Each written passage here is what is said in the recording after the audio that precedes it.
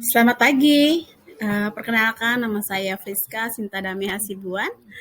Pada saat ini saya akan menceritakan tentang permasalahan dalam pembelajaran yang saya temui di kelas dan bagaimana saya peserta didik yang saya ajar memecahkan masalah. Materi yang akan dipelajari sesungguhnya mengenai passive voice, ya.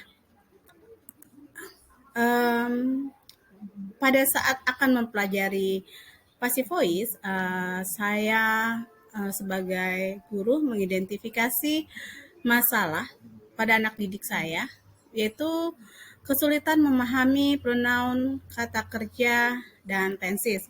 Di mana kita ketahui 3 materi ini merupakan materi yang menjadi prasyarat untuk mempelajari materi tentang passive voice.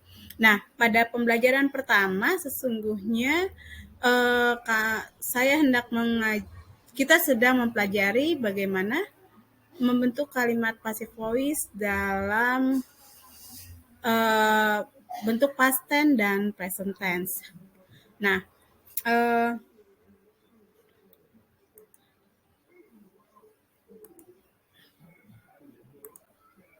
untuk melakukan pemecahan masalah, yaitu saya memberikan pembekalan materi sebelum masuk ke materi passive voice. Peserta didik mempelajari materi present tense, materi past tense, materi verb atau kata kerja, dan materi pronoun. Kelas dibagi menjadi 8 kelompok dan tiap kelompok membahas materi yang sama.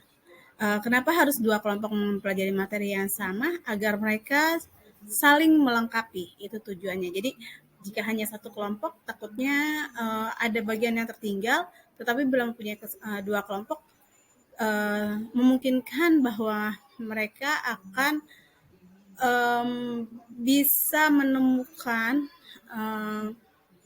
materi tentang bahasan yang mereka sedang bahas, ya. Kemudian untuk pembagian kelompok, yaitu ada kelompok 1 dan 5 mengenai past tense, kelompok 2 dan 6 mengenai present tense, kelompok 3 dan 7 mengenai verb 1, verb 2 dan verb 3, kelompok 4 dan 8 tentang pronoun. Tiap kelompok mempelajari materi yang menjadi tanggung jawab mereka, lalu diberikan kesempatan untuk melakukan presentasi di depan kelas secara bergantian apa yang mereka pelajari atau temukan. Merunut dari tahapan pembelajaran ini, sesungguhnya saya mengambil model pembelajaran mengenai tentang discovery learning. Pada masa pencarian temuan, saya sebagai guru menjadi fasilitator sekaligus mengawasi kegiatan pembelajaran untuk meminimalisasikan kesalahan ataupun memastikan bahwa anak-anak sudah dapat menemukan apa yang mereka harus temukan pada materi-materi yang dipelajarinya. Kesimpulannya yaitu bila menurut saya memastikan bila peserta didik sudah memahami materi prasyarat atau pengetahuan dasar yang dibutuhkan untuk mempelajari materi baru lainnya, amat diperlukan untuk keberhasilan memahami materi yang sedang dipelajari, yakni pada saat ini kami sedang mempelajari tentang passive voice, gitu. Jadi saya memastikan bahwa materi-materi sebelumnya yang memang berhubungan atau menjadi syarat untuk memahami materi passive voice itu sudah dipelajari oleh anak-anak. Meskipun seharusnya itu dipelajari di kelas-kelas sebelumnya, ya, ataupun di SMP.